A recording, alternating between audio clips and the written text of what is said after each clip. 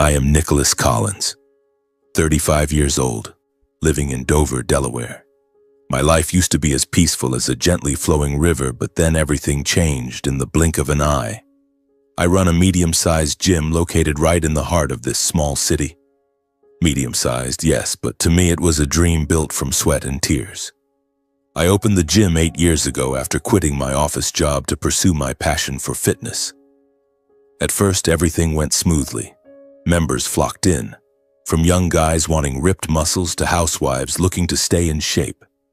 Revenue was steady, enough to pay off the loans for equipment and rent the space. I was even proud watching my clients progress, as if their success was my own. But then the pandemic hit. It was like an unexpected storm that swept everything away. The government ordered closures, and my gym, once filled with the lively clanging of weights, suddenly fell silent. I clearly remember the first day I had to hang the sign, temporarily closed due to the pandemic. My heart tightened, but I thought it would just be a few weeks and things would pass. I was wrong. A few weeks turned into months, then nearly a year. Members canceled in droves, calling constantly, "Hey, I can't train anymore, can you refund me?" Or, "I've switched to online workouts, sorry, but I have to cancel." I understood. Everyone was struggling, but each call felt like a knife stabbing my heart. Meanwhile, expenses kept piling up. Rent didn't stop. The landlord still sent monthly invoices with polite but cold reminders. "Hope you get through this soon." The equipment loans were even worse, with interest accumulating like an avalanche. I looked at the shiny treadmills and dumbbells lying idle in the dark, my heart wrenching. This was my dream. How could I let it die like this? I started scrambling. First, I cut everything possible.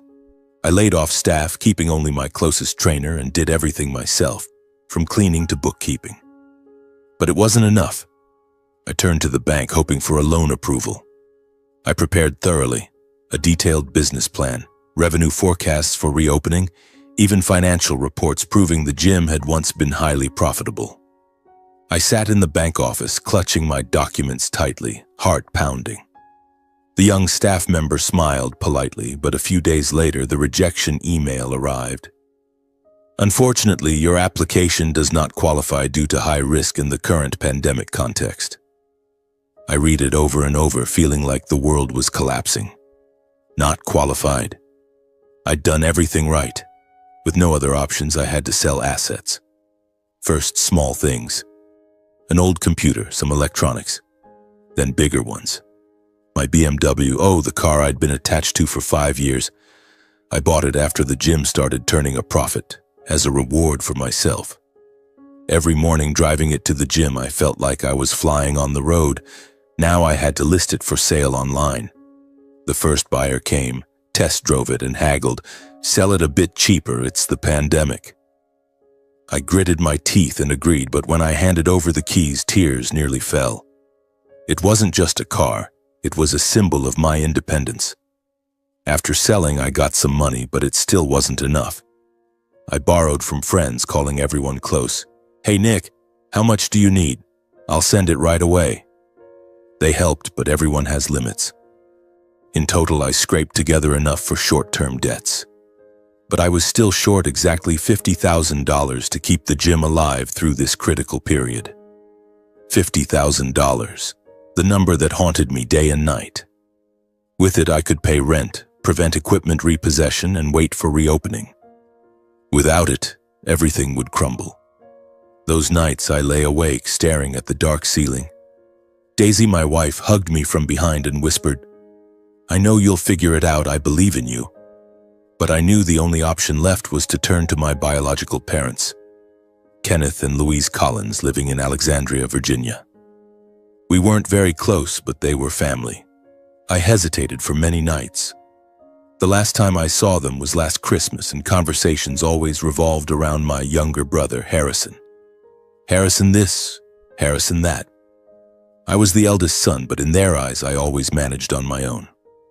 I told myself, I'm just borrowing, not begging. I'd make it formal with paperwork, pay full interest, even higher than the bank. Not charity, just a family loan. That morning I drove my old clunker, the replacement for the BMW, toward Alexandria. The highway stretched endlessly, wind whistling through the cracked window. My parents' house was the same, a two-story home with a lush green garden, a symbol of the stability I'd always envied. I knocked, forcing a smile. Mom opened the door, her face showing surprise. "Nick? Why the sudden visit?" She hugged me lightly, but it felt cold, not warm like before. Dad came from the living room, newspaper in hand, glasses slipping down his nose. "Come in, son." We sat at the dining table, the atmosphere heavy from the start. I took a deep breath and began. "Mom, Dad, my gym is in trouble because of the pandemic. Members have all canceled. Expenses keep coming. I've sold my car, borrowed from friends, but I'm short $50,000 to survive. I just need a loan, with paperwork and full interest." I looked at them, searching their eyes for any sign of concern. A question, a word of worry, or even just asking about the business, how I planned to manage. But there was nothing. Dad folded the newspaper, placed it on the table, and looked at me through his glasses with chilling calmness. Mom avoided my gaze, fiddling with her teacup as if busy to avoid facing me. Dad spoke first, his voice firm but not raised. "We can't help with this, son." My heart stopped. I asked, trying to stay calm. "Why not, Dad? It's just temporary hardship. I'll borrow and repay fully with clear paperwork." Dad shook his head slowly as if he'd prepared the answer. "It's not about whether you'll repay. It's that we don't want to risk it right now." I leaned forward, trying to persuade. "I understand the risk. But if I get through this phase, everything will be fine. I'm not asking for a gift. I'm asking for a loan." Dad let out a short sigh, then said in the familiar tone I'd heard since childhood, "Business means accepting risks. You're grown now. Your affairs are your own to handle." He paused, then added bluntly, "This money is set aside for your brother." Hearing that, my chest tightened like it was being squeezed. "Harrison has a long future ahead," Dad continued firmly. "We have to provide for him." Harrison, my brother, 28 years old, still in college late, dreaming of plans he'd never started. I knew they always prioritized him, but hearing it said so directly still broke my heart. I turned to Mom. "What about you, Mom? Don't you have anything to say?" Mom glanced at me quickly, her eyes flashing brief guilt, then looked down. "I worry about you too," she said softly. "But right now it's really not convenient. Your dad has a point." That was all. Then silence. Dad continued, his tone turning lecturing. "Lending you money now is a risky decision. What if you don't make it? Then the family's money is gone. That could affect the bigger plans we've had all along." Bigger plans. I knew what that meant. It all revolved around Harrison. I took a deep breath, trying not to let my voice break. "I'm willing to sign a clear loan agreement. I'll pay interest. I can even collateralize company shares for your peace of mind." I slowed down, almost pleading. "I'm not asking for free money. I just want you to trust me this once." Dad raised an eyebrow, his voice turning irritated. "Do you think it's that simple? If it fails, who's responsible?" He stared at me. "You're too selfish, Nick. You always only think of yourself. Have you ever put the family's interest first? Frankly, if you were good enough and stable enough, you wouldn't be here begging us like this." Those words fell one by one, heavy and cold. Dad calling me selfish? I'd given up a scholarship for Harrison. I'd sent money home from my first jobs. I'd stayed silent for years as all priorities went to him. Now, when I needed it most, they called me selfish. I opened my mouth to say more, but Dad raised his hand, cutting me off. "Enough. We've decided. No more discussion. Go home. Don't make this more awkward." Mom still wouldn't look at me. Her tea had gone cold long ago. I stood up without another word, and in that moment, stepping out of the house, I understood clearly. It wasn't just the money I was denied. I was denied as a son. I left the house, my steps heavy. It wasn't just the money, it was my status as a son. That feeling was like being stabbed through the heart, blood flowing while no one noticed. On the drive back, the highway blurred in the drizzle, and for the first time I wondered, had I ever truly been a priority in this family? I drove, tears streaming down, my heart full of confusion. Ahead was Dover, my dying Jim, and an uncertain future. I knew the fight wasn't over, but this wound would stay with me forever. The drive back felt longer than usual, or maybe it was just my imagination. Rain pattered on the windshield, each drop a reminder of failure. I tried to focus on the road, but my mind kept swirling with images. Dad sitting there, his face cold and expressionless. Mom looking down, avoiding my eyes. Those two words, selfish, echoed endlessly in my head. By the time I reached Dover, it was pitch black. Our small house was on the outskirts, peaceful with the vegetable garden Daisy had planted herself. I parked, turned off the engine, and sat in the darkness for a while. The smell of rain mixed with gasoline made me nauseous. Finally, I went inside, forcing a stiff smile. Daisy was in the kitchen, stirring a pot of soup, her brown hair loose, her eyes lighting up when she saw me. "You're back. Why so late?"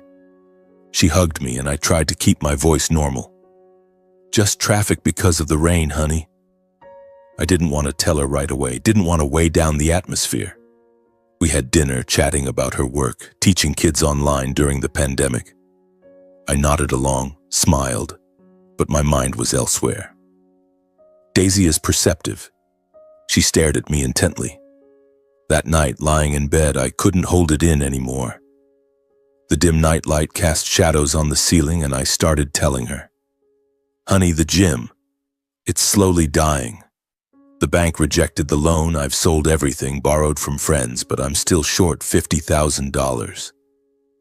I went to see my parents today." Daisy lay on her side, stroking my arm, listening without interrupting. I told her everything. The cold meeting, the blunt refusal, the reason it was set aside for my brother, and the accusing words. My voice trembled, tears fell again. "They called me selfish, you know. As if I'd never sacrificed anything for the family." Daisy was quiet for a moment, then hugged me tightly. "Don't be sad. They have their own reasons, but we'll get through this together. I believe in you." She didn't blame my parents or push me to do anything else. Just comforted me, and that warmed my heart. We fell asleep holding each other, but I lay awake for hours, my mind full of worries. $50,000, that number haunted my dreams like a ghost. The following days were hell. The pandemic raged on, streets empty, everyone masked up. I went to the gym every day, but only to stare at the piling bills. The landlord called constantly. "Nick, you have to pay this month, right? I understand it's tough, but I have my own obligations." I made promises knowing I was lying. Equipment lenders started sending notices. The bank kept mailing warnings. I cut back to the bare minimum, turning off lights, air conditioning, even cleaning everything myself to save every penny. But it was useless. Every morning, waking up, watching Daisy prepare breakfast, guilt gnawed at me. She was my only support, but I didn't want to drag her down with me. "I'm taking extra classes today to earn a bit more," she said. I shook my head. "I don't want you working harder. Let me handle it." But how? The thought of selling the gym began to creep in, sharp as a knife cutting flesh. It was my dream, our future. If I lost it, what would I be? A week dragged by, tense and slow. I tried to act normal, having dinner with Daisy, watching old movies, joking around. But at night I lay thinking about the future. Would I have to close permanently? Would Daisy be disappointed? Then one afternoon, while restrictions were still in place, people advised to stay home and avoid travel. I heard a knock at the door. I was at my desk, head down over the books, heart pounding with worry when the doorbell rang. Who could it be at this hour? Daisy was teaching online. I was alone in the house. I opened the door and froze. Joseph and Anna Miller, my in-laws, stood there, masks covering half their faces, carrying a small suitcase. "Why are you here?" I stammered, shocked and concerned. They lived in Talbot County, Maryland, hours away by car. Traveling during the pandemic was risky. especially for older people like them. Joseph was about 60, tall and thin with kind eyes.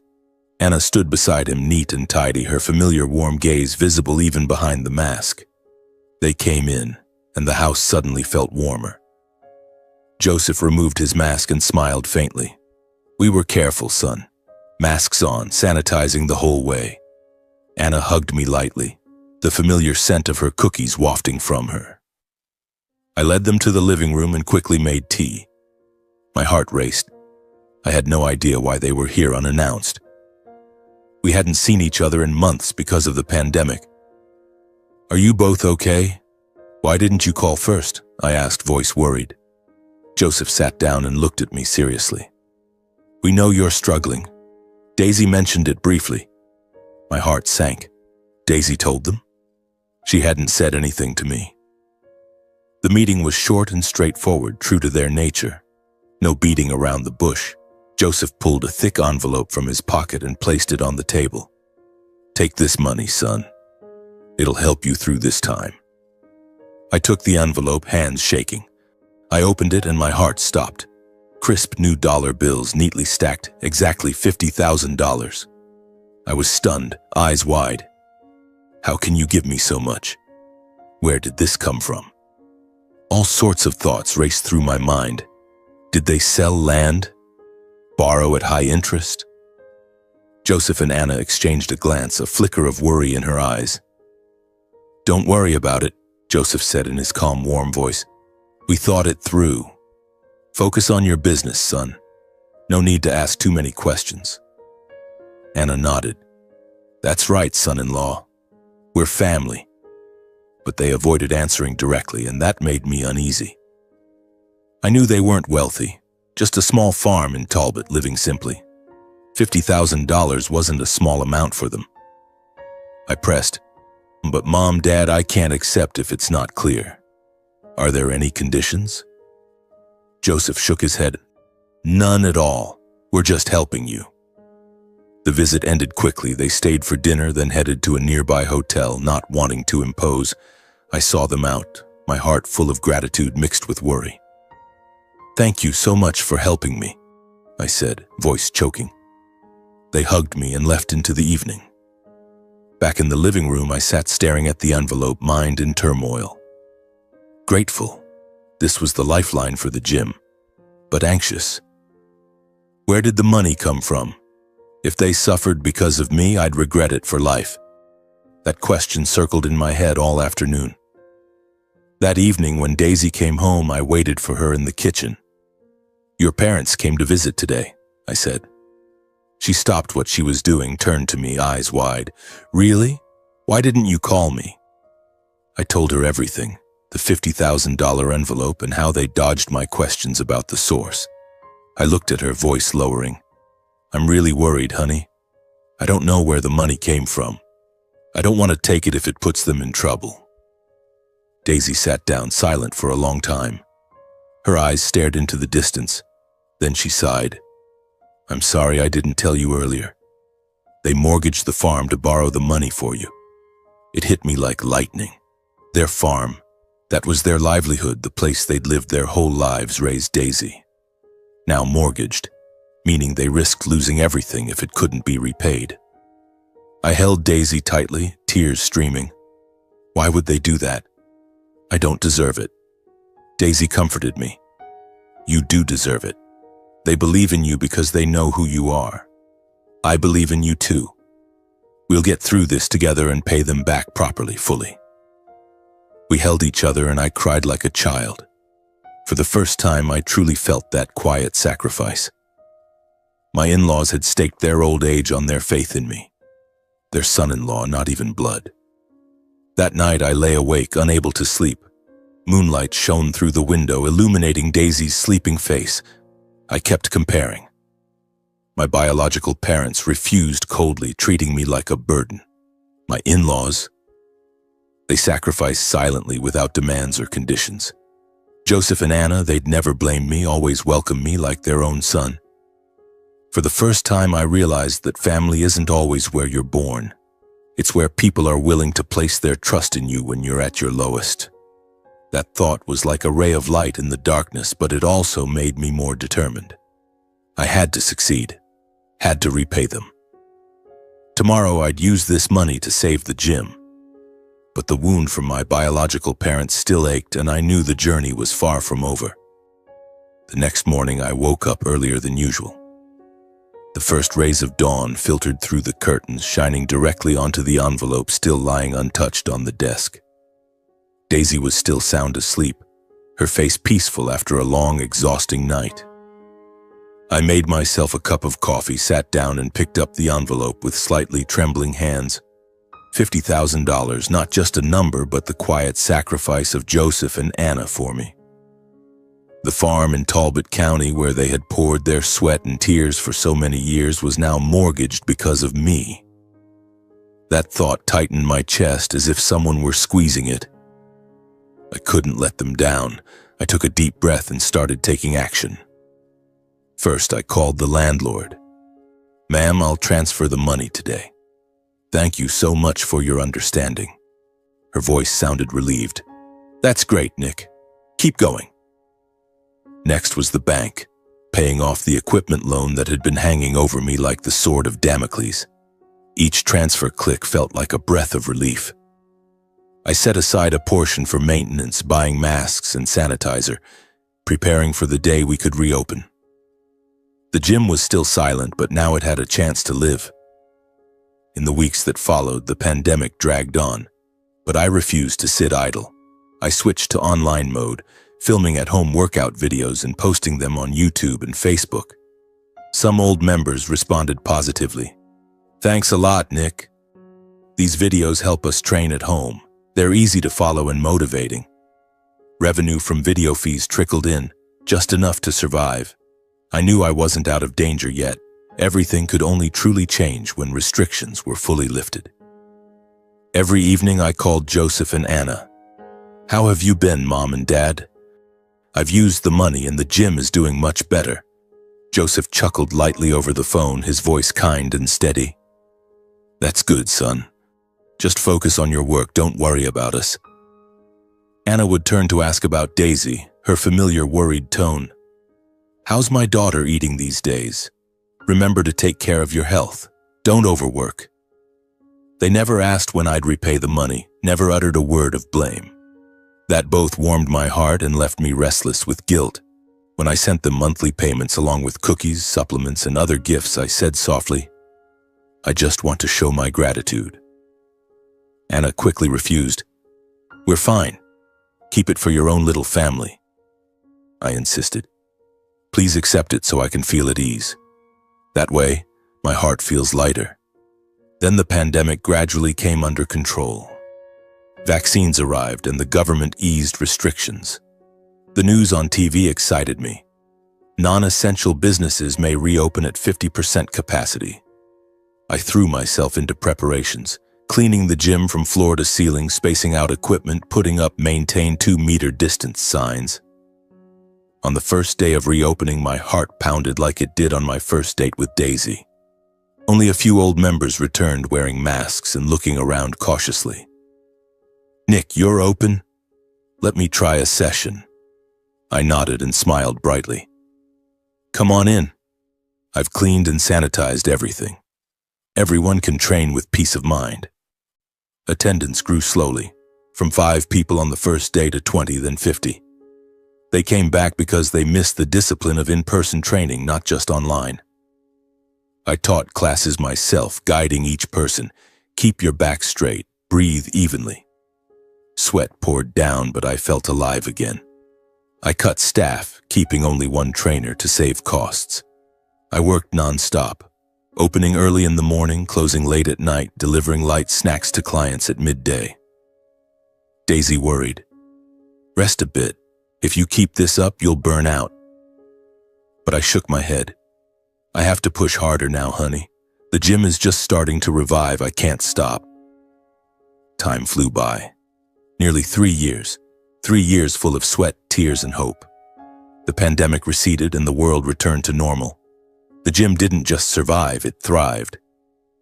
Membership soared, from 100 to 300, then 500. I added yoga and Zumba classes, attracting women and older adults. Revenue stabilized and profits began to accumulate. I started repaying old debts one by one. The bank, friends, and especially Joseph and Anna. Each month I transferred a portion to them along with a handwritten note. "Thank you, Mom and Dad, I'm paying it back gradually." They called back, their voices as gentle as ever. "Don't send too much, take care of your own family first." But I was determined to repay. Cash flow stabilized and the gym ran smoothly. I even dared to invest in new equipment, modern treadmills, multifunctional weight sets. Watching the gym bustling again, filled with laughter and chatter during sessions, filled me with pride.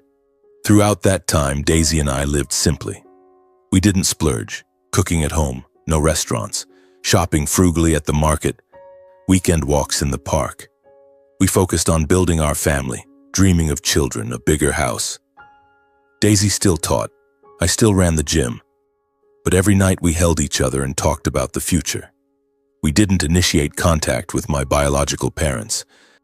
After that bitter refusal, I stopped calling. They stayed silent too. No check-ins, no congratulations. Occasionally, Harrison texted sporadically, but I replied briefly. The wound still smoldered. I didn't want to reopen it. Instead, I poured my affection into Joseph and Anna, sending holiday gifts, weekly video calls. They were like real parents, always encouraging. "Keep going, son. We're proud of you." Then one day, everything changed unexpectedly. It was a chilly autumn afternoon. I was at the gym personally leading a new class when my phone vibrated in my pocket, a call from Kenneth Collins, my biological father. My heart skipped a beat. The last time we spoke was 3 years ago in that house when he flatly refused me. I hesitated for a few seconds, then answered. His voice came through immediately, dry and to the point. "Nick, I need to talk to you about something." No greeting. No congratulations. No. "How are you?" No, "How's the business?" He went straight to the matter as if I were just someone to call when needed. "Your brother Harrison is getting married," he continued. "The wedding has to be proper, respectable, to maintain the family's reputation." He paused briefly, then said firmly, "You need to contribute $150,000. I froze. My ears rang. The sounds of the gym seemed distant. I repeated, my voice lowering. "Did I hear that right? $150,000? Why so much, Dad? Who is Harrison marrying?" He cut me off. "The bride comes from a well-off family.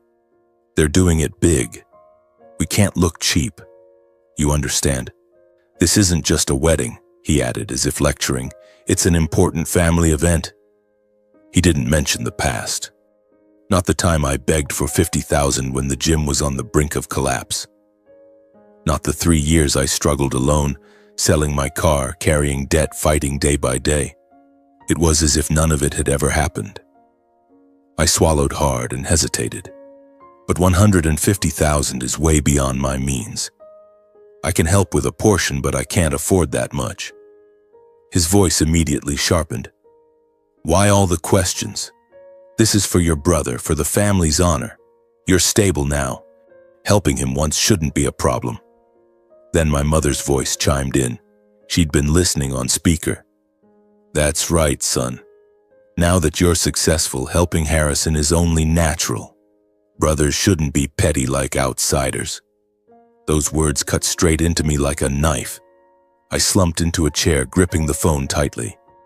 In that moment, I understood clearly. In my biological parents' eyes, my success was never something to be proud of. It was just a resource, a mobile ATM, something to withdraw from when Harrison needed it. Harrison, the brother always prioritized, always protected, was getting married, and I had to pay for that facade. My heart raced, blood rushing to my head. I tried to stay calm. "Give me some time to think about it, Mom and Dad." Without waiting for a reply, I hung up. Around me, the gym remained lively, chatter, laughter, the steady clank of weights hitting the floor. But I sat there, isolated in the very place I'd built, realizing for the first time that the call wasn't a request. It was a demand. My hand was still gripping the phone tightly. The screen had gone completely dark, but my father's words kept echoing. Contribute $150,000. It's your responsibility. Responsibility? I smirked inwardly, but the smile was bitterly painful. 3 years of struggling, from the brink of bankruptcy to stable profits, all built by my own hands without a single word of concern from them. Now, when Harrison, their golden boy, was about to get married, they came back, treating my success like a wallet ready to be opened. My heart pounded, blood rushed to my head, but I didn't respond right away. I chose silence. I needed time to think, to understand exactly what I was facing. That afternoon, I drove home more slowly than usual. The streets of Dover were familiar. Rows of trees with scattered golden leaves falling, the chilly autumn wind whistling through the window. But everything felt hazy, as if the world had narrowed down to just that phone call. $150,000. A huge amount, enough to open a new branch, buy a house for Daisy and me, or invest in our future. But for Harrison's wedding? Just to maintain the family's reputation? I thought about him. Harrison, 28 years old, still drifting with half-baked business ideas, but always spoiled by our parents. The last time we met, he bragged about his bride, the daughter of a well-off family. And now, the wedding had to match that status. I pulled over to the side of the road, turned off the engine, and sat there for a long while. No, I wouldn't decide hastily. I needed to talk to Daisy to hear her thoughts. She was always my rock, the only one who truly understood me without judgment. When I got home, the smell of food wafted from the kitchen. Daisy was cooking my favorite beef stew. She turned around with a bright smile, but it quickly faded when she saw my face. "What's wrong today? You look like you've seen a ghost." I hugged her from behind, breathing in the familiar scent of her hair, and then we sat down at the table. I told her everything, my voice calm but my heart turbulent. My parents called and demanded $150,000 for Harrison's wedding. They said it's my responsibility because I'm successful now. Daisy listened, worry flashing in her eyes, but she didn't react explosively.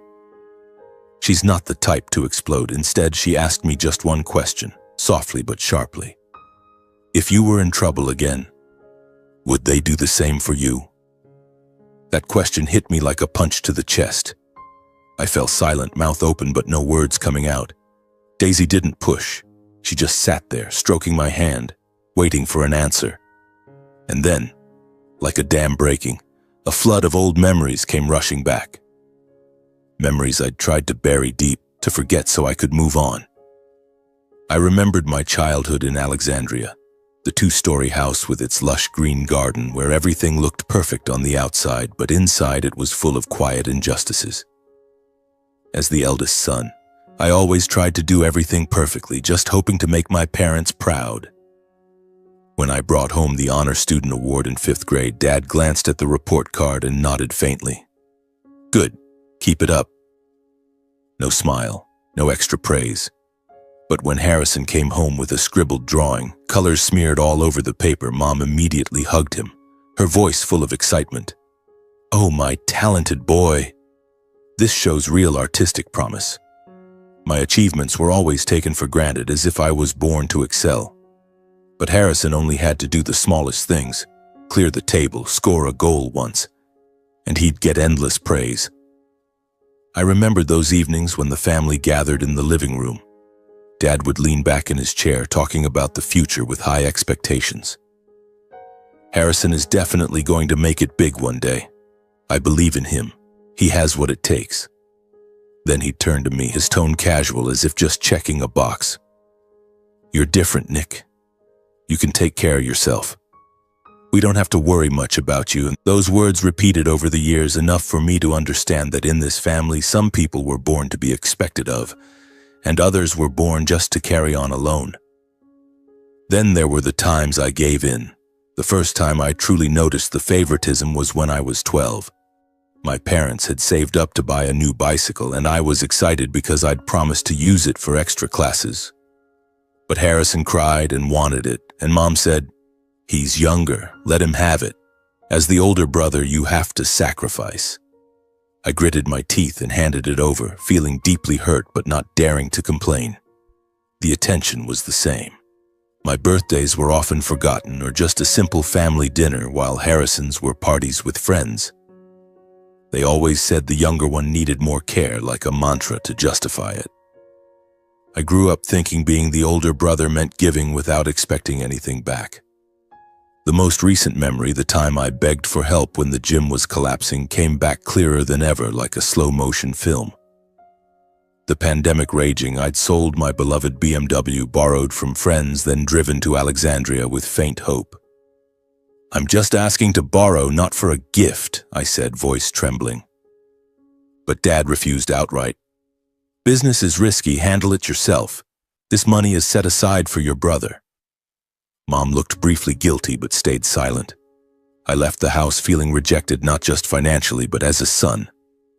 Now those memories merged with today's call, causing me deep pain.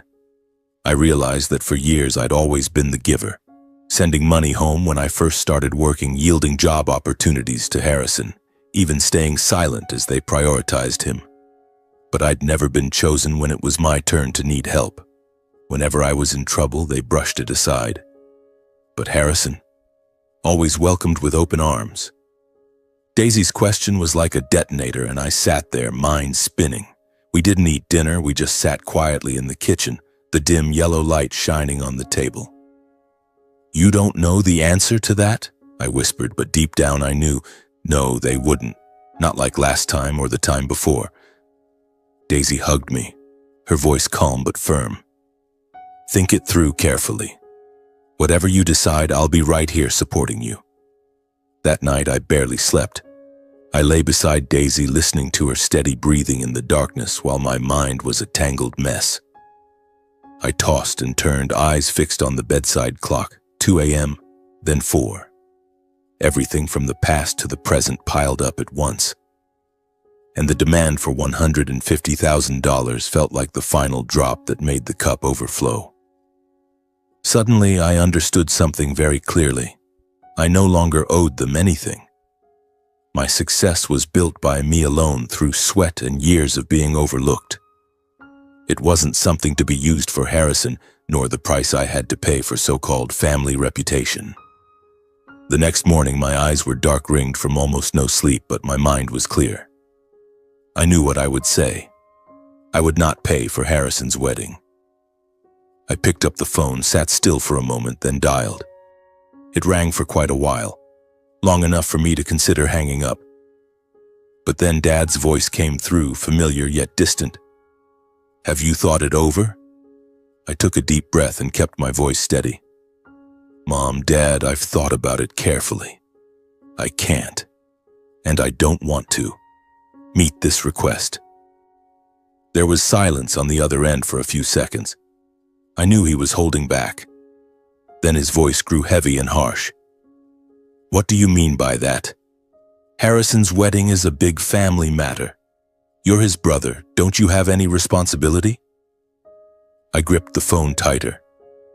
"I understand it's important, but the amount you're asking exceeds both my ability and my limits." Dad's voice immediately rose, no longer restrained. "You're doing well now.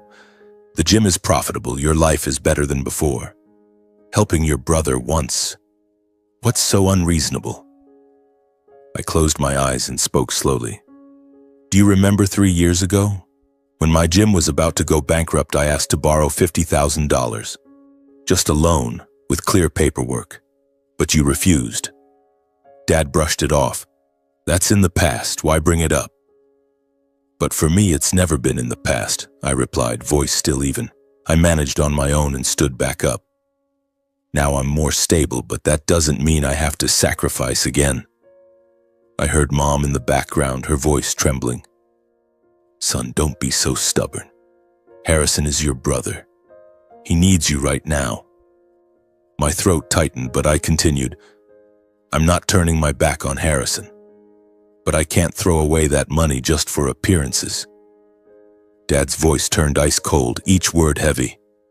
"If that's how you think, then from now on consider that we no longer have a son like you. Mom burst into tears, her voice breaking. "Nick, don't hurt your mother like this." I was silent for a few seconds, not because I had nothing to say, but because I knew saying more wouldn't change anything. "If that's your choice," I said softly, "then I accept it." I hung up. Sitting in the middle of the gym with the sounds of people training and weights clanging steadily around me, I felt empty. It hurt, losing my blood family. But at the same time, there was a clear sense of relief. I understood that this disownment wasn't the result of a single argument. It was simply the consequence of me finally daring to voice something I'd kept buried in my heart for far too long. The phone lay silent on the table, no longer vibrating. No pleading texts from Mom, no threats from Dad. Just a heavy silence, like an invisible wall that had been erected between us. I stood up, wiping the sweat from my forehead, though I hadn't been working out, and tried to focus on work. A young member asked about the class schedule. I forced a smile and answered, but my mind was elsewhere. That evening, when I got home, Daisy noticed I was quieter than usual. She didn't ask right away, she just hugged me. We ate dinner in a falsely peaceful atmosphere, but I knew I had to tell her. When I finished, Daisy simply nodded. "You did the right thing. Now we live for ourselves." The following days passed in a fog. The gym was still busy, revenue steady, but I worked like a machine. Every morning I woke up with a hollow feeling, staring at the old family photo on the wall. A picture of all of us when I was little, Harrison grinning widely next to our parents while I stood slightly off to the side. I thought about erasing those memories entirely, but then let it go. Life went on. I called Joseph and Anna, sending them thank you gifts as usual. "How are you two doing? How's the business?" Anna asked warmly. I gave a brief update on work, avoiding any mention of my biological parents. They didn't ask, as if they understood without words. Daisy and I spent weekends walking in the park talking about the future. About children, about a trip somewhere. But deep down, the wound still smoldered. I wondered, had they really disowned me? Or was it just angry words?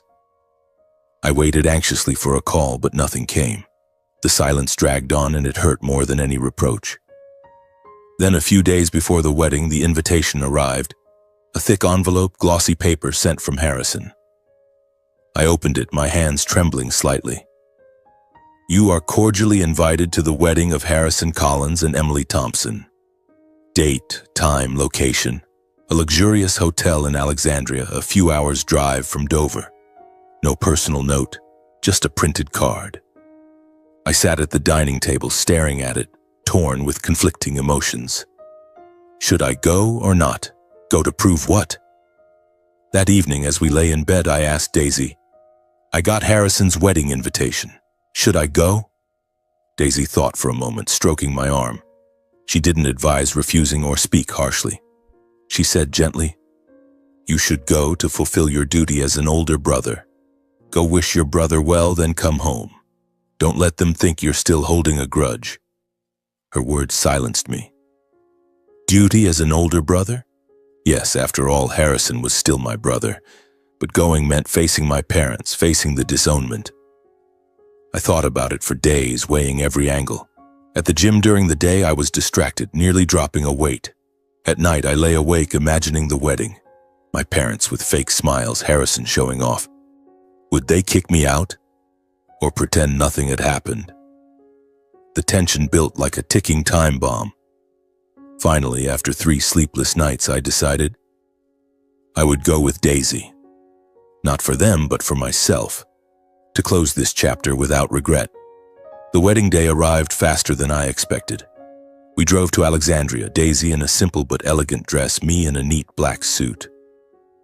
The atmosphere in the car was heavy. "Are you okay?" Daisy asked, squeezing my hand. I nodded. "I'm fine, honey. Just a little nervous." The hotel appeared, magnificent with crystal chandeliers and flowers everywhere. The ceremony was extravagant, crowded. Hundreds of guests, from distant relatives to Harrison's friends. It reeked of ostentation and pride, exactly as my parents had talked about family reputation. Endless banquet tables with fresh seafood, expensive wine, a stage with a live band. I looked around, bitterness filling my heart. $150,000, probably more, to pay for this spectacle. Harrison stood there in a white suit, beaming beside his bride Emily, a beautiful girl from a wealthy family. They looked happy, but I wondered, was it real happiness or just a facade? From the moment we arrived, the coldness was palpable. My biological parents stood at the entrance greeting guests, but when they saw us, Dad turned away, pretending to talk to someone else. Mom glanced over briefly, her eyes red, but offered no greeting, no introduction to relatives. "This is Nick, our eldest son." Those words were never spoken. We stood alone in the crowd like uninvited guests. Some distant aunts and uncles eyed us curiously, whispering behind our backs, "That's Harrison's brother? I heard he didn't contribute anything to the wedding." "Yeah, that's him, successful but stingy." The whispers spread like wildfire, tightening my chest. Daisy squeezed my hand. "Don't pay attention to what they're saying." But I felt like I was standing among wolves, waiting for the attack. The ceremony began. We sat in the back rows, not in the family section. Harrison and Emily exchanged rings. Everyone applauded. I clapped along, but my heart was in turmoil. Then came the reception, and things got worse. While mingling, Dad deliberately made sarcastic remarks. Standing near us, he said loudly to an uncle, "These days, some people succeed but forget their roots. They only think of themselves, not their brother."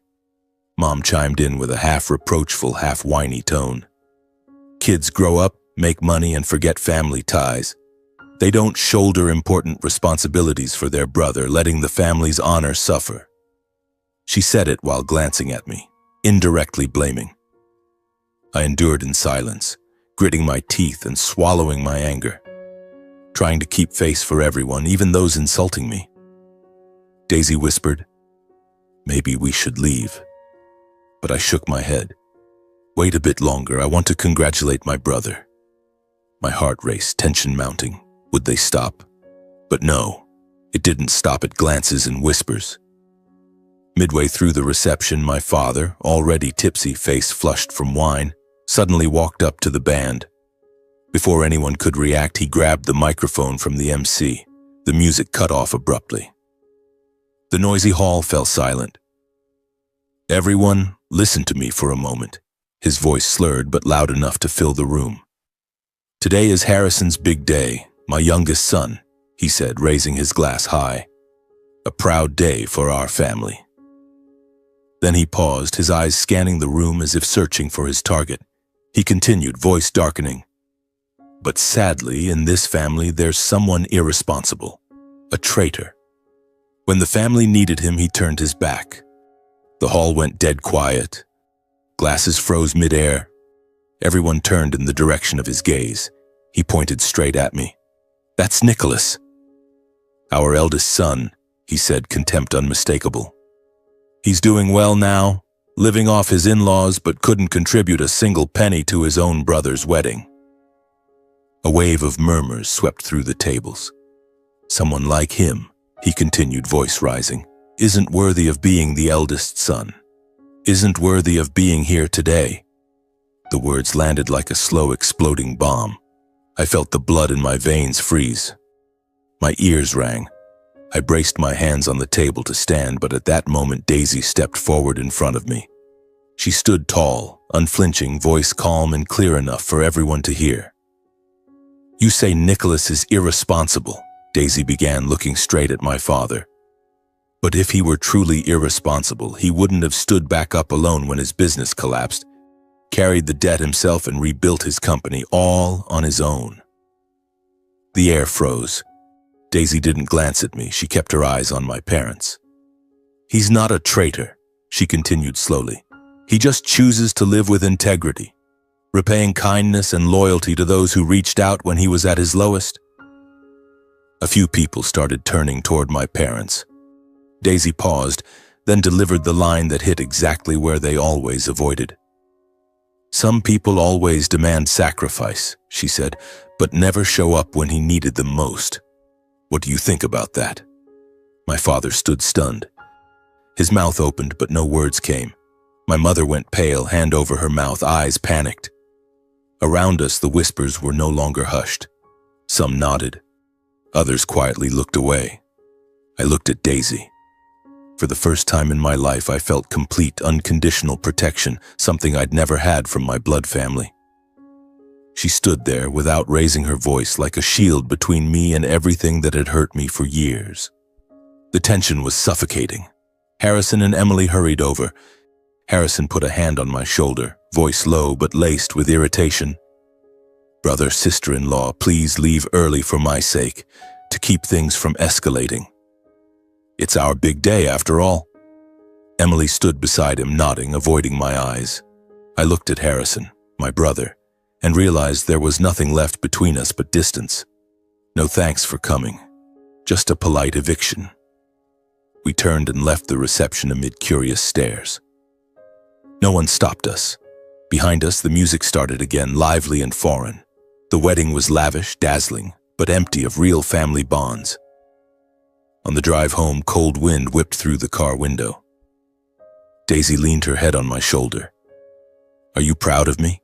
she asked softly. I nodded, throat tight. "You're everything to me."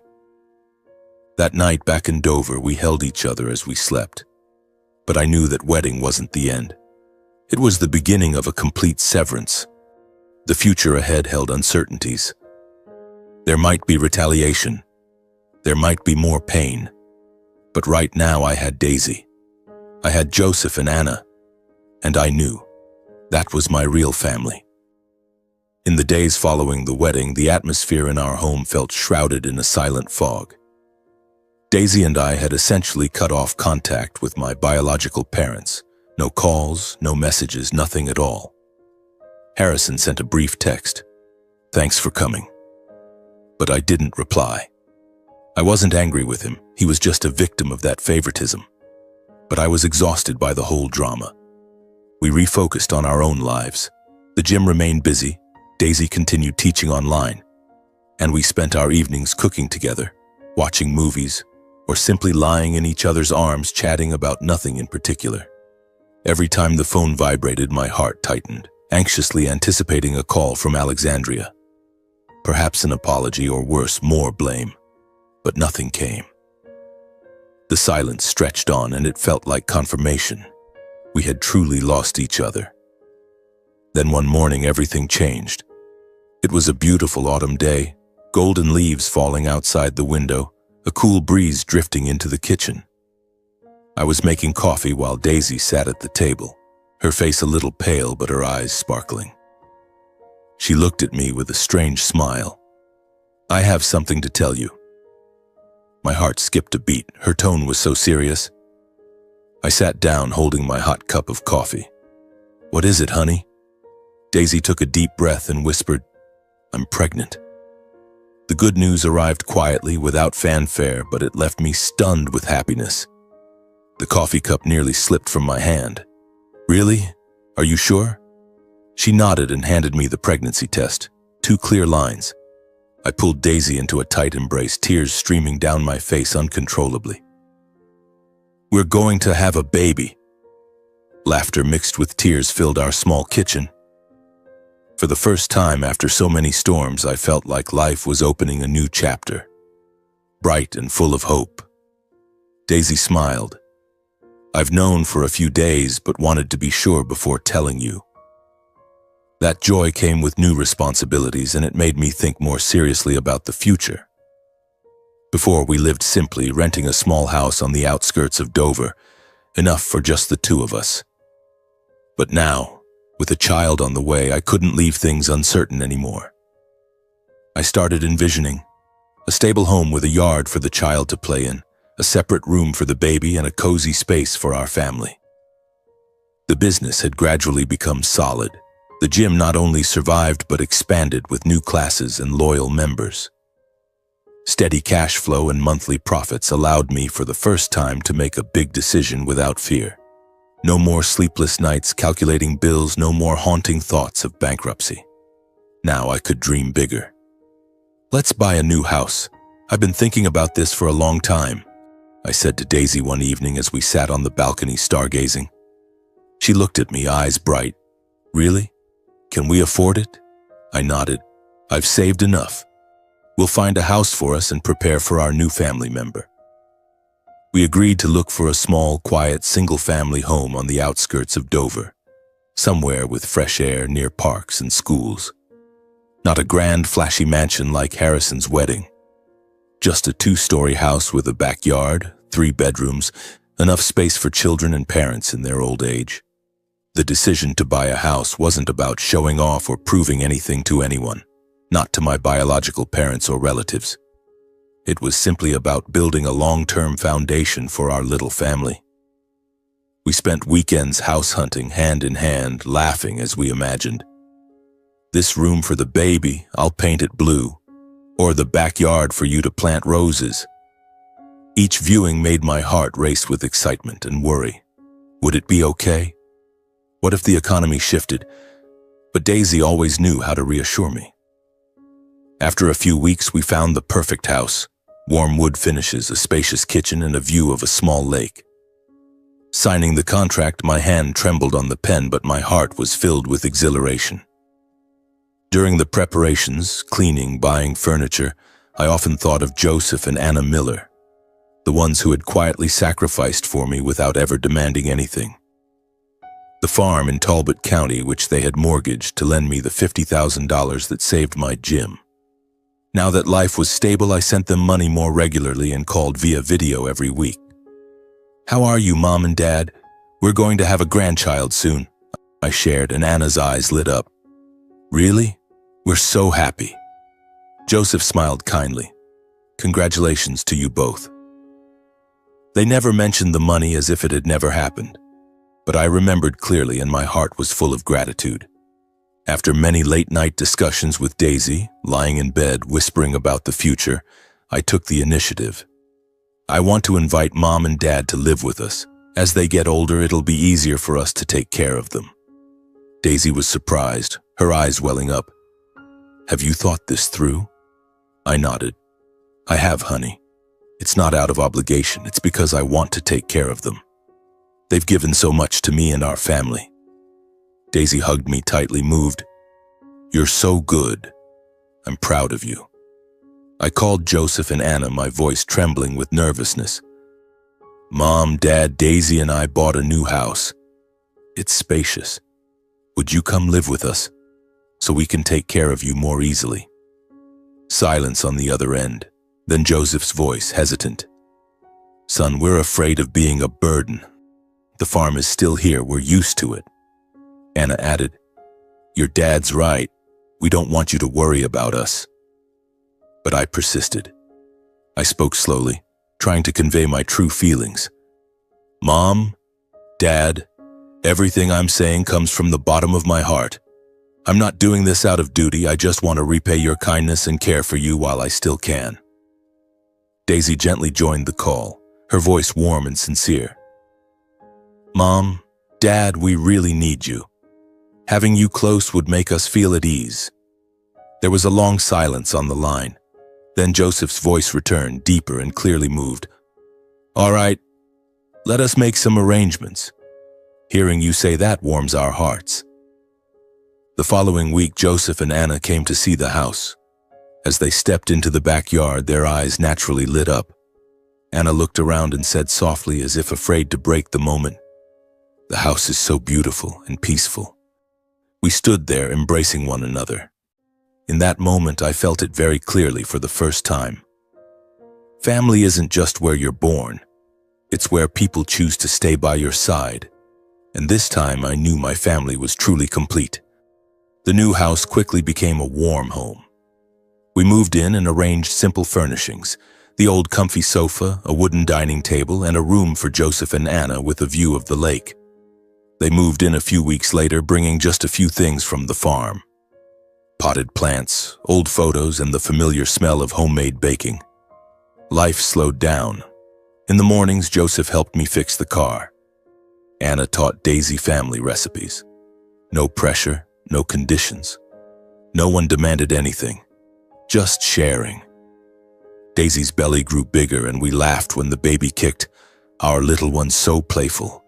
For the first time, I truly felt I was building a family where bonds weren't based on blood but on kindness and trust.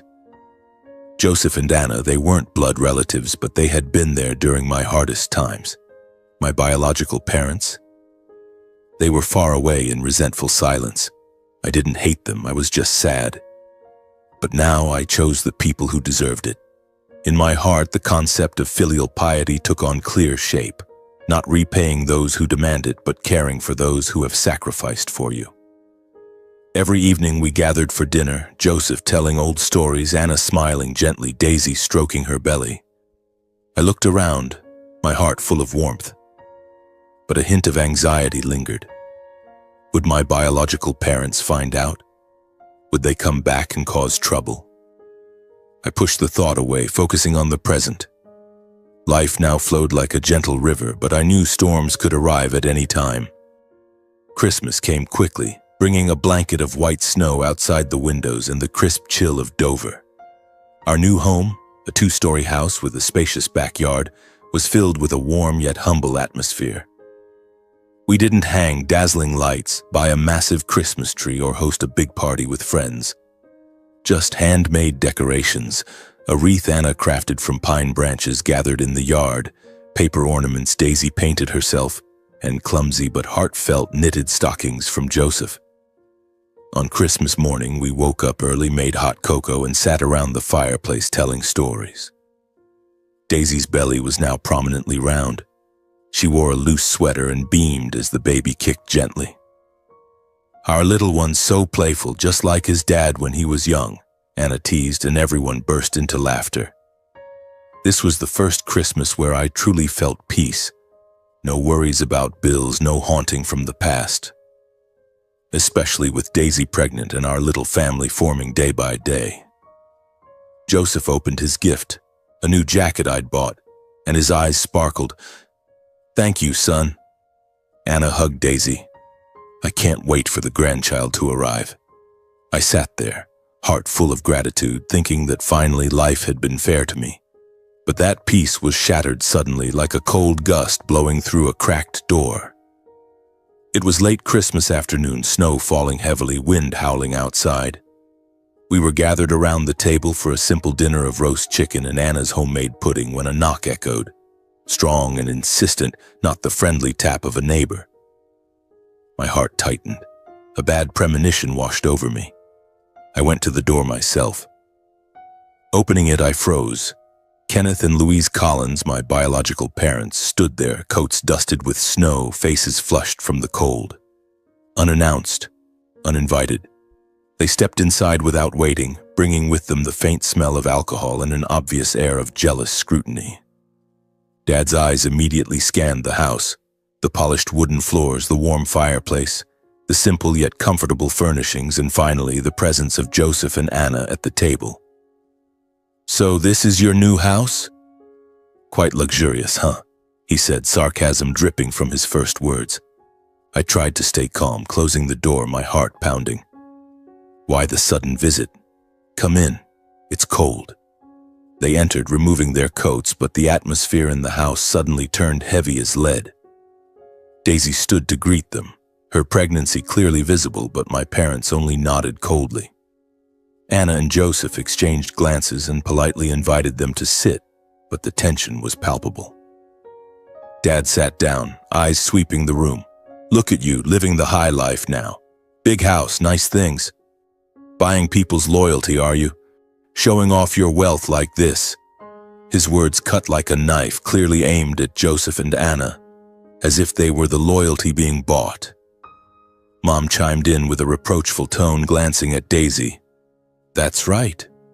Ever since you started relying on your wife's family, you've turned your back on your real family. No calls, no check-ins, and now you've even moved your in-laws in. What are we to you?"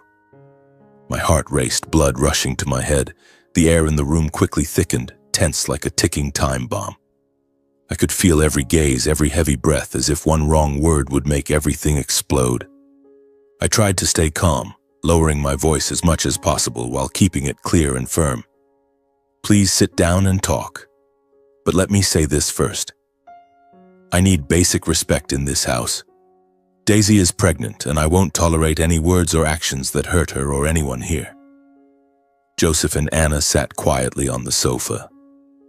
I could see the worry in their eyes, the unease of people not part of this conflict but dragged into it anyway. Anna gently squeezed her husband's hand. Joseph looked down, avoiding my father's gaze. They said nothing, but their silence was heavier than any rebuttal. My father let out a scornful laugh, short and dripping with mockery. Respect?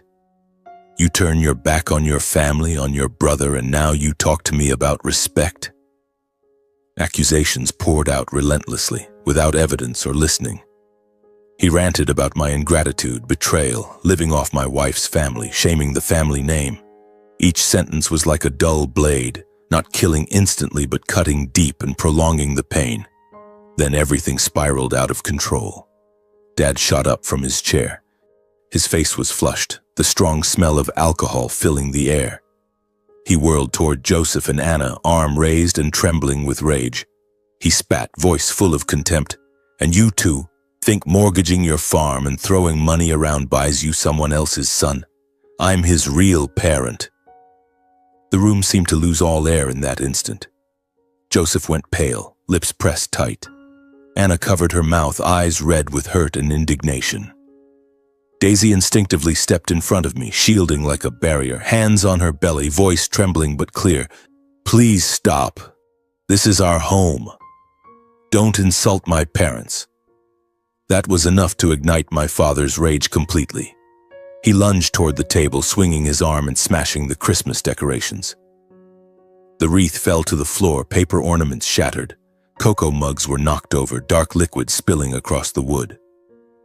The sharp sounds of breaking echoed. The smell of cocoa mixed with alcohol turned the house chaotic. Daisy recoiled in fear, stumbling back. She nearly fell, clutching her belly tightly, face pale with terror. That moment became the final boundary for me. I stepped forward, fully blocking Daisy and Joseph. My voice dropped low, cold and resolute. Enough. Leave my house now. Dad kept yelling from behind, but I no longer heard the words clearly. I only felt the chaos spreading and my responsibility to protect those behind me. If you don't leave, I continued, pulling out my phone, I'll call the police. This time Dad stared at me for a long while. His eyes bloodshot, no longer those of a father, but of someone completely out of control.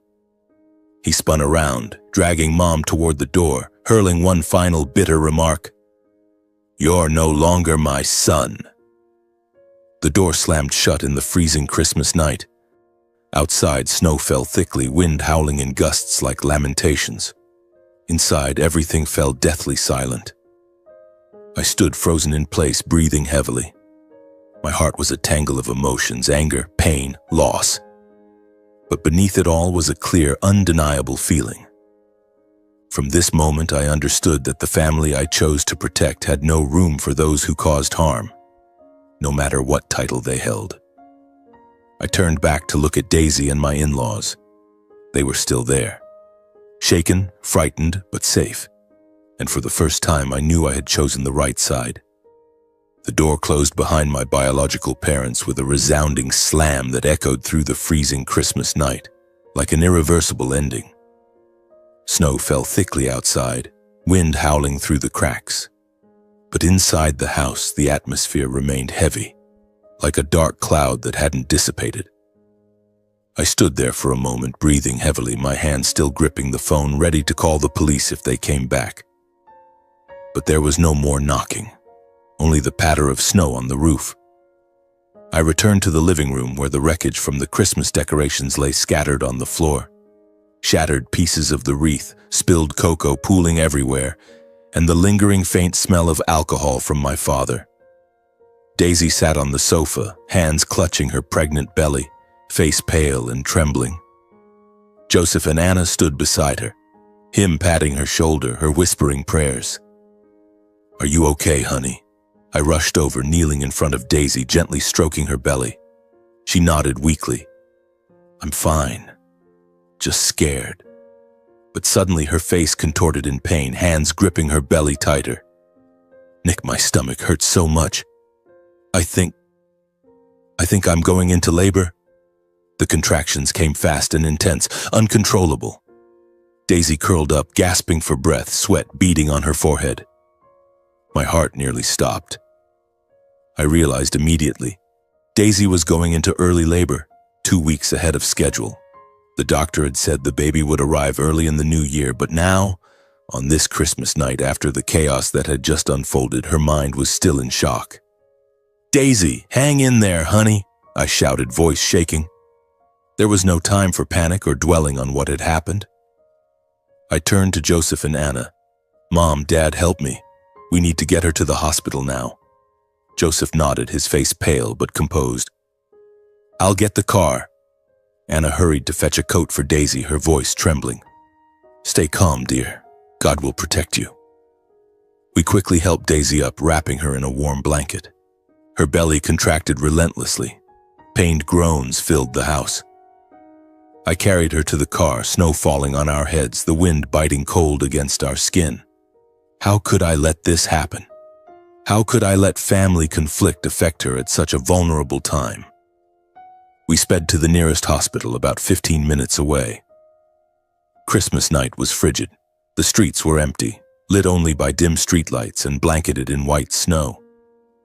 I floored the accelerator, hands gripping the wheel, glancing in the rearview mirror at Daisy lying in the back. Joseph supporting her head, Anna praying nonstop. "Stay calm, honey. Breathe deeply," I reassured her, trying to keep my voice steady despite the fear gripping my heart. The hospital emerged in the darkness, its neon lights glowing brightly. I screeched to a stop at the emergency entrance and yelled, "Help! My wife is in early labor." Nurses rushed out with a wheelchair for Daisy. "How many weeks? Any complications?" they asked rapidly as they wheeled her in. 32 weeks, but she just went through a shock," I replied, voice panicked. Daisy was taken straight to the delivery room, the doors slammed shut behind her. Joseph, Anna, and I stood in the hospital hallway waiting in utter anxiety. The corridor was cold and sterile, filled with the strong smell of disinfectant and the beeping of machines. I paced back and forth, hands clenched, cold sweat pouring down despite the chill. "Son, sit down," Joseph said, trying to stay calm to encourage me. He patted my shoulder. "Daisy's strong and God will watch over her." Anna sat nearby, fingering her rosary beads, praying incessantly. "Lord, please protect my daughter and her baby," she whispered over and over, eyes closed tight. I sat down, mind spinning. How long had it been? An hour? 2? Every minute felt like a century. I thought about the baby, so small, not full term. Would everything be okay? And Daisy, how much pain was she in? Self-blame surged again. Christmas night was supposed to be peaceful. Now it had turned into a nightmare because of my biological parents. After hours of tension, 3 endless hours, the delivery room doors opened. The doctor emerged, removing her mask with a tired smile. "Congratulations! It's a healthy baby girl. Mother and child are safe." The newborn's first cry echoed from inside, shattering all fear and exhaustion. My heart burst, tears streamed down my face. Anna thanked God and cried along. Joseph hugged me tightly. We were allowed in to see them. Daisy lay there, exhausted but radiant, hair damp with sweat, eyes shining. "Nick, let me see our daughter," she whispered, squeezing my hand. The nurse brought the baby over, a tiny little being, pink-skinned, eyes squeezed shut, crying softly. For the first time, I held our child in my arms, bringing her close for Daisy to see, feeling an overwhelming sense of responsibility and love I'd never known before. She was so light, so warm, and I whispered, "Vivian, Daddy's little girl." That was the name we'd agreed on long ago, a promise of a new beginning. Vivian meaning life after all the storms. Daisy held my hand and whispered, "It was all worth the pain. Look how adorable she is." I nodded, tears rolling down. My in-laws stood quietly watching their granddaughter, eyes misty with pride and fulfillment, saying nothing but radiating contentment. Joseph gently stroked the baby's hair. She looks just like Daisy when she was little. Anna cried tears of joy. The small hospital room became our family's peaceful world, completely separated from the conflicts outside. We sat there, forgetting the chaotic Christmas night, forgetting my biological parents, forgetting the cold snow beyond the windows. There was only Vivian, our tiny baby, crying for milk, and soft laughter filling the air. In the days that followed, the hospital became our temporary home. Daisy needed monitoring because of the early birth, and so did Vivian. She was small but strong, just needing extra warmth. I took a few days off from the gym to stay at the hospital full-time. I savored every simple moment. Changing Vivian's diaper with clumsy but loving hands, singing her to sleep in my hoarse voice, watching her yawn, seeing Daisy smile weakly but reassured as she nursed our daughter. "She looks just like you," Daisy teased, and we laughed. Joseph and Anna took turns bringing food from home. Hot chicken soup, fresh fruit. "Eat up, dear. Regain your strength," Anna said, her eyes glowing with happiness. Those moments were like healing medicine, washing away the memories of the argument. I thought about the future, going home with Vivian, teaching her to walk, watching her smile. I believed the biggest storms had passed, that from now on our little family would only know peace ahead. No more biological parents, no more drama, just pure love. At that time, I had no idea that this rare sense of completeness was only a brief lull. I thought I had finally protected my family, put everything in its right place. But that peace was more fragile than I imagined. Just as I allowed myself to breathe a sigh of relief, a serious crisis was quietly waiting, ready to strike my life at any moment. The first weeks with Vivian passed like a sweet dream, interspersed with sleepless nights and endless joy. Our tiny little girl, with her big round eyes and wide grins when full of milk, had become the center of our world. Daisy recovered quickly from the early birth, though she was still tired from the nights Vivian cried for feedings.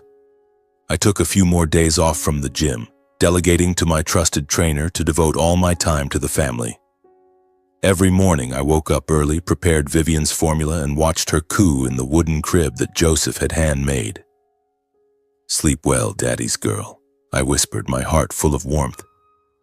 Anna helped Daisy cook nutritious porridge, her voice gentle. "Eat up, dear. Stay strong for the baby." Joseph busied himself fixing little things around the house, the leaky faucet, the creaky window, smiling kindly. "It's a new house. It needs some care." We lived at a slower pace without rush or pressure. The house on the outskirts of Dover had truly become our home, with its lush green backyard and the lake sparkling under the spring sun. A month flew by in the blink of an eye. Vivian had grown chubbier, her cheeks rosy, and we decided to hold a small 1-month celebration for her. Not to show off, but simply to mark this milestone in our journey as parents. The party was cozy, held in our new home, with few guests. Just close family and a handful of friends, 2 trainers from the gym, Daisy's colleague, and a friendly neighbor couple. We decorated simply, soft pink balloons hanging loosely, a dining table with a homemade cake. Anna baked it. Daisy decorated with fresh fruit. No expensive wine, no loud music, just cheerful laughter and the aroma of baked goods filling the air. Daisy wore a loose dress, holding Vivian, beaming. "Today is your day, sweetheart." The baby slept peacefully in everyone's arms, her chubby cheeks oblivious to being the star of the party. Daisy's laughter rang out as she recounted Vivian's nighttime cries. In the middle of the night, she wails and Nick fumbles, putting the diaper on backward. Everyone burst into laughter. Joseph clapped. "Son, I was the same way back then." Anna gazed at her granddaughter with misty, happy eyes. "She looks just like Daisy when she was little." The sight of Vivian sleeping soundly, passed from arm to arm, filled the house with life. I stood in a corner watching the scene with a rare sense of fulfillment. The past months, full of turmoil from the pandemic, rejection by my biological parents, the chaotic wedding, the disastrous Christmas, now seemed distant, Believing our little family had finally turned to a peaceful chapter, I told myself, I've done it. Nothing can destroy this anymore. We cut the cake, toasted Vivian's health, and the party ended with warm laughter. As friends left, they said, "Your family is so happy, Nick." I hugged Daisy. "Thank you for everything." As night fell, everyone gradually retired. Joseph and Anna went to their downstairs room, tired but content. "It's been a long day. Good night, son." Daisy lulled Vivian to sleep in our room. The baby cooed for a moment before drifting off. I turned off the lights, lay beside my wife, listening to the steady breathing of mother and daughter. The house settled into rare silence after an emotionally full day. Outside, a gentle spring breeze rustled the leaves. I lay awake for a while thinking about the future. How would Vivian grow up? Playful or gentle? The gym was thriving. Maybe I'd open a new branch. Filled with hope, I closed my eyes and fell into a deep sleep. But near midnight, my phone suddenly rang, the vibration piercing the silence. I jolted awake, reaching for it on the nightstand. The screen showed Louise Collins, my biological mother. My heart skipped a beat. The last time we spoke was that chaotic Christmas night when she had cried and pleaded before being asked to leave. Now, in the middle of the night, what could she want? I hesitated but answered, "Why are you calling so late?" Her voice came through trembling and broken, not coherent. "Nick, you and the family. Be careful. Get out of the house now. There's no time." Her words stumbled, panicked, mixed with heavy breathing. "Mom, what's going on? Why do we need to leave?" I sat up, voice urgent. But she only repeated, "Get out now. Listen to me." Then the call cut off abruptly, leaving a long beep. I called back immediately, but it rang endlessly with no answer. An indescribable unease surged through me, like a shadow enveloping everything. My mother warning us? What danger? I shook Daisy. "Wake up, honey. Something strange is happening." But before she could fully wake, just seconds later, I smelled a strange, acrid odor, burning, pungent smoke spreading from downstairs. My heart pounded wildly. Adrenaline surged. I rushed into the hallway and looked down the stairs. Smoke was rising from the lower floor, thick and black. I shouted, "Fire!" my voice echoing. No time to think about my mother's call or why the smoke had appeared. I dashed into the bedroom to wake Daisy, who was holding Vivian. "Wake up! Quick! We have to get out. The house is on fire." Daisy bolted awake, eyes wide with panic. She clutched the baby while I ran to Joseph and Anna's room, pounding on the door. "Mom, Dad, wake up. The house is on fire." Joseph jumped up, face ashen. Anna trembled as she threw on a coat. I directed everyone to leave immediately through the back escape route, the emergency exit I'd designed when buying the house for situations like this. "Follow me, out the back." Thick smoke quickly filled the hallways, stinging our eyes and making us cough violently. The fire alarm blared piercingly in the night, shrill like a death knell. I took Vivian from Daisy's arms, covering her with a blanket. The baby cried from the shock. Supporting Daisy, she was still weak from childbirth, while urging Joseph and Anna to move as fast as possible. "Hurry, Dad! Don't look back!" We ran through the back hallway, black smoke billowing behind us. Joseph coughed harshly. Anna gripped his hand. "Hold on tight," Daisy cried. "Is our baby okay?" I reassured my wife. "She's just scared. We'll be fine." The whole family escaped safely in the nick of time, through the back door to the garden, standing shivering in the cold night, remnants of Christmas snow numbing our feet. We looked back. Flames erupted fiercely from the lower floor, devouring the house that had just been filled with laughter. The fire roared red, black smoke billowing into the sky, explosions of popping sounds from burning furniture. Daisy held Vivian tightly in tears. Joseph and Anna stood frozen, stunned, not yet comprehending what was happening. "Our home, reduced to ashes," Anna whispered, hand over her mouth. I stood motionless, my mother's phone call echoing in my mind like a belated warning. What did she know? Why had she called at just the right moment? But now wasn't the time to think. I called the fire department. Hello. Our house is on fire. The address. Sirens wailed in the distance. In the glowing red light reflecting on our little daughter's face, Vivian crying, cheeks flushed. I realized that what I'd just lost wasn't only the house but the fragile sense of security I thought I'd finally secured. We stood there in the backyard, on a thin layer of lingering snow from winter, the cold wind biting our skin, watching our house, the symbol of our new beginning, being consumed by flames. I held Daisy close and whispered, "It's okay, honey. As long as we're safe, that's all that matters." But inside, my mind was in turmoil. My biological mother's phone call still echoed. She had warned us, but why? What did she know? Was this an accident or deliberate? Anxiety surged like a wave, and I knew this night was just the beginning of another nightmare. The fire scene was cordoned off that very night. Firefighters arrived quickly, spraying white jets of water to extinguish the blaze, their shouts echoing in the midnight air. They contained the fire in time so the house didn't collapse entirely. But the damage was severe in the garage and back hallway, where the fire had started. The machinery and items in the garage were charred black, walls blackened with soot, the acrid smell of smoke permeating everything. Police taped off the area, camera flashes flickering as they documented the scene. An investigator, a middle-aged man, tall and thin with sharp eyes, approached us immediately.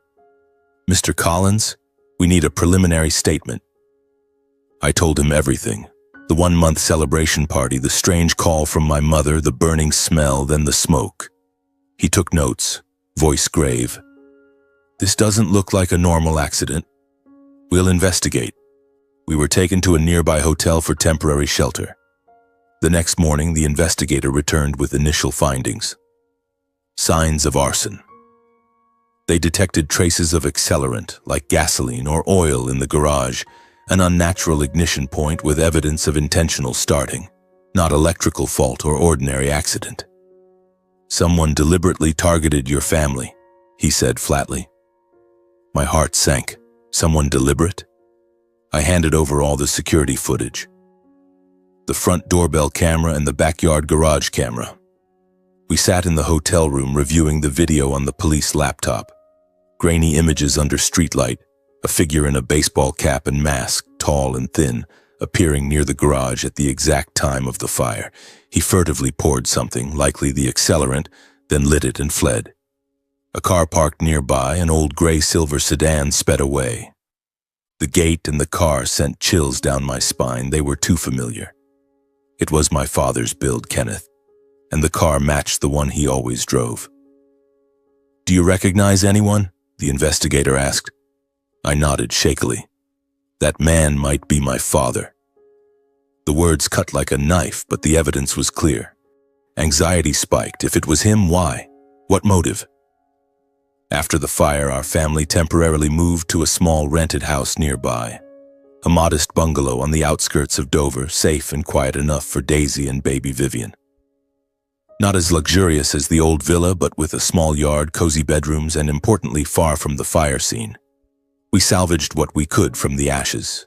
A few clothes, family photos, Vivian's crib, hearts aching. Daisy suffered psychological trauma from the shock. In those first nights, she jolted awake, imagining the smell of smoke, sitting up in panic, always clutching Vivian tightly. Joseph and Anna Miller were still reeling from the house fire.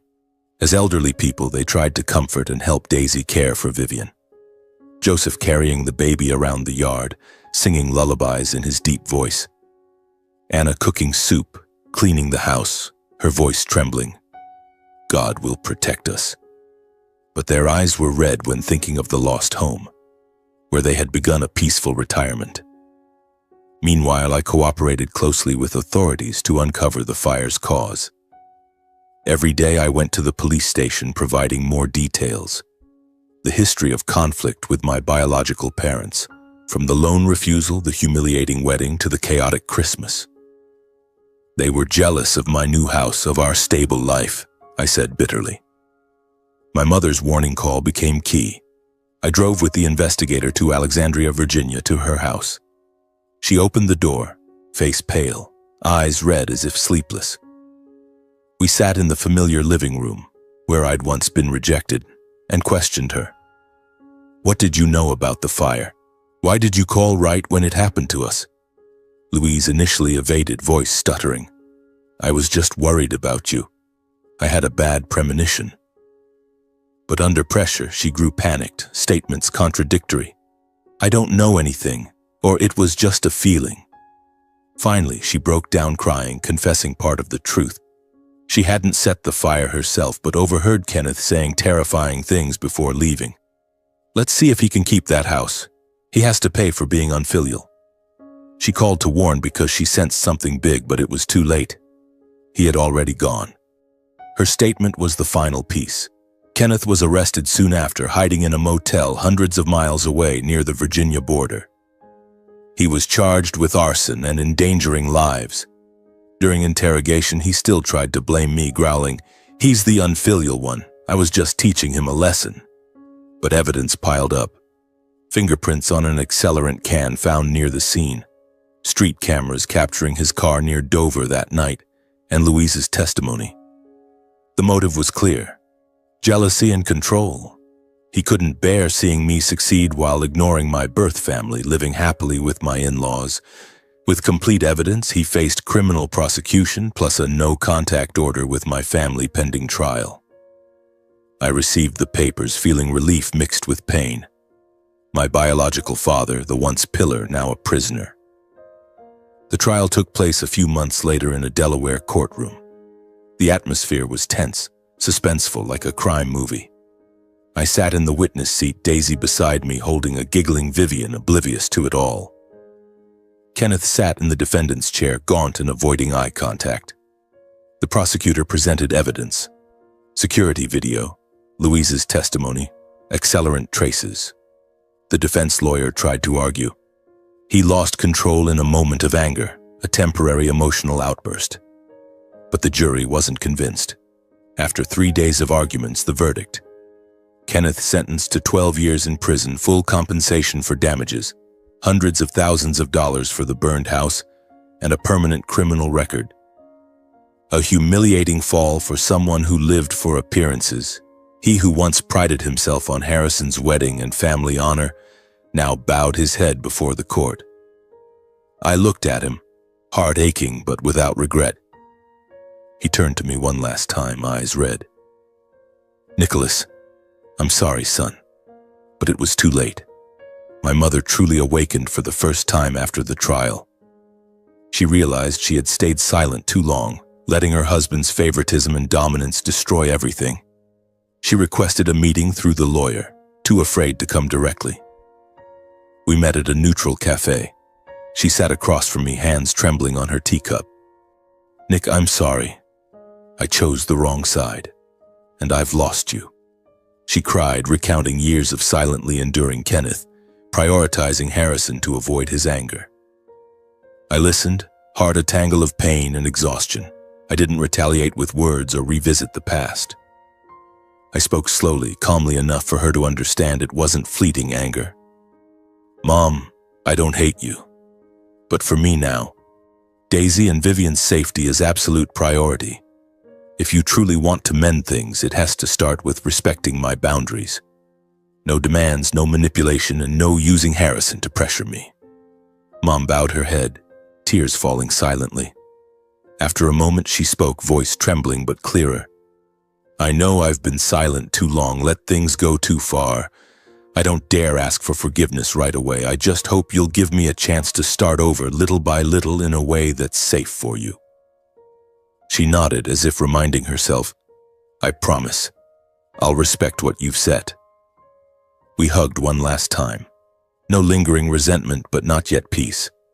I knew the wound was too deep to heal immediately, but at least for the first time it had stopped bleeding. On an autumn afternoon when we had moved back into our rebuilt house, identical to the old one but sturdier with enhanced security, we stood in the backyard. I watched Vivian, now crawling, grinning widely as she chased a ball. Daisy sat nearby, hand on her belly. We were expecting our second child. Joseph and Anna smiled kindly. both grandparents singing lullabies to Vivian. I looked at my little family and my in-laws, the ones who had stood by me from the lowest point, from the $50,000 loan to the night of the fire, and understood that blood doesn't automatically mean love. True family is presence in hardship, not demands in success. I realized that money can save a business from bankruptcy, but it can't save a family on its own. The only thing that can is boundaries.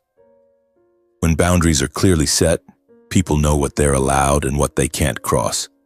Without boundaries, family ties easily turn into prolonged harm. I also learned that filial piety isn't unconditional endurance. Love doesn't mean allowing others to control, impose, or hurt you in the name of family. When sacrifice flows only one way, it's no longer devotion, it's erosion. And above all, when someone threatens my safety and my family's, forgiveness is no longer just emotional. Forgiveness doesn't include giving them another chance to do the same. Some doors, once closed, are to protect those behind them, and I have no regrets for closing